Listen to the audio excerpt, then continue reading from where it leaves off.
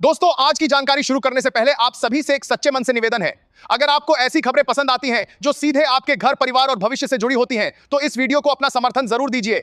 आपका एक लाइक, एक शेयर और चैनल से जुड़ाव किसी ऐसी बहन तक सही जानकारी पहुंचा सकता है जिसे सच में इसकी जरूरत है।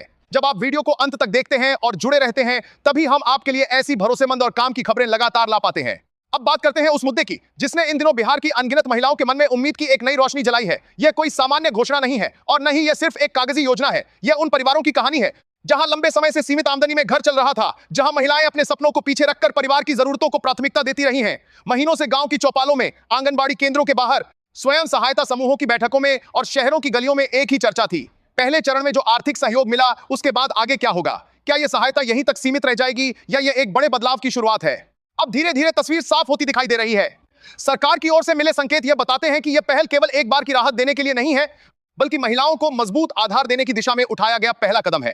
पहले चरण में जो 10,000 रुपए की राशि महिलाओं के खातों में पहुंची, उसे अंतिम सहायता नहीं माना गया था। वह तो एक शुरुआत थी, एक ऐसा सहारा जिससे महिलाएं अपने भीतर विश्वास पैदा कर सकें, छोटे स्तर पर काम शुरू कर सकें और यह महसूस कर सकें कि वे भी आर्थिक रूप से सशक्त बन सकती हैं। इस पूरी योजना का असली मकसद केवल पैसा देना नहीं है। उद्देश्य यह है कि महिलाएं आत्मनिर्भर बने, अपने हुनर को पहचाने और उसे आय में बदल सकें। सरकार की सोच यह है कि जब एक महिला कमाने लगती है तो उसका आत्मसम्मान बढ़ता है और उसका परिवार भी मजबूत होता है। इसी सोच के साथ इस योजना को चरणबद्ध तरीके से आगे बढ़ाया जा रहा है। जिन महिलाओं को पहली सहायता मिल चुकी है, वही आगे के बड़े सहयोग के लिए पात्र मानी जा रही हैं। इसका सीधा अर्थ यह है कि हर चरण की अपनी प्रक्रिया है और उसे पूरा करना जरूरी है। अगर किसी महिला को अभी तक पहली किस्त नहीं मिली है तो घबराने की जरूरत नहीं है, लेकिन यह जरूर समझना होगा कि आगे बढ़ने के लिए पहले चरण की औपचारिकताएं पूरी करना अनिवार्य है। बिना प्रारंभिक प्रक्रिया पूरी किए अगले स्तर पर पहुंचना संभव नहीं होगा। इसलिए जिनका पैसा किसी कारण से रुका हुआ है, उन्हें अपने दस्तावेजों और बैंक से जुड़ी जानकारी की जांच कर लेनी चाहिए। यह योजना मुख्यमंत्री महिला रोजगार योजना से जुड़ी मानी जा रही है, जिसका मुख्य उद्देश्य महिलाओं को स्वरोजगार के लिए आर्थिक आधार देना है। सरकार चाहती है कि महिलाएं केवल सहायता पाने वाली न रहें। यह सरकार चाहती है कि महिलाएं केवल सहायता पाने वाली न रहें,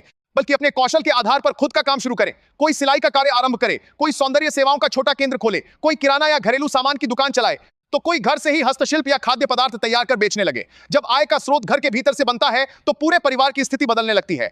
इसी दिशा में आगे बढ़ते हुए अब महिलाओं को 1 लाख रुपए तक की सहायता देने की बात सामने आ रही है। हालांकि यह पूरी राशि एक साथ नहीं दी जाएगी, इसे अलग अलग चरणों में प्रदान करने की योजना है ताकि धन का सही उपयोग सुनिश्चित हो सके। सरकार का मानना है कि यदि पूरी राशि एक साथ दे दी जाए तो उसका सही प्रबंधन करना कठिन हो सकता है। इसलिए यह राशि क्रमबद्ध तरीके से दी जाएगी, जिससे महिलाएं धीरे धीरे अपने काम को विस्तार दे सकें और आर्थिक रूप से स्थिर हो सकें।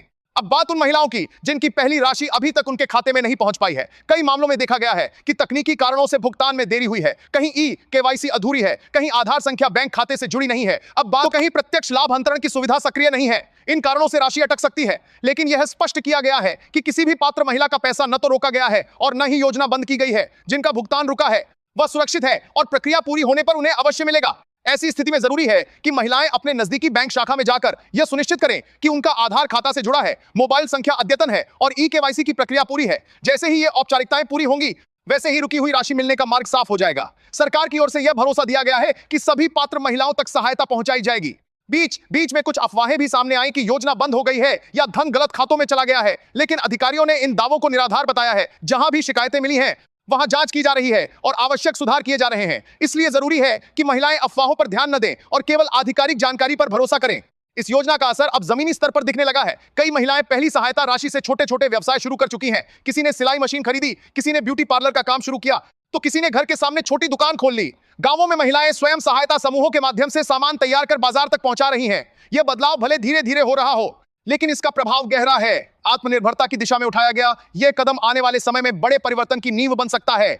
अब सबसे अहम सवाल यही है कि अगला चरण कब शुरू होगा। मिली जानकारी के अनुसार मार्च माह की शुरुआत से खातों में भुगतान की प्रक्रिया आरंभ होने की संभावना जताई जा रही है। हालांकि सभी को एक साथ राशि नहीं मिलेगी, बल्कि पात्रता और प्रक्रिया पूरी होने के आधार पर क्रमबद्ध तरीके से भुगतान किया जाएगा।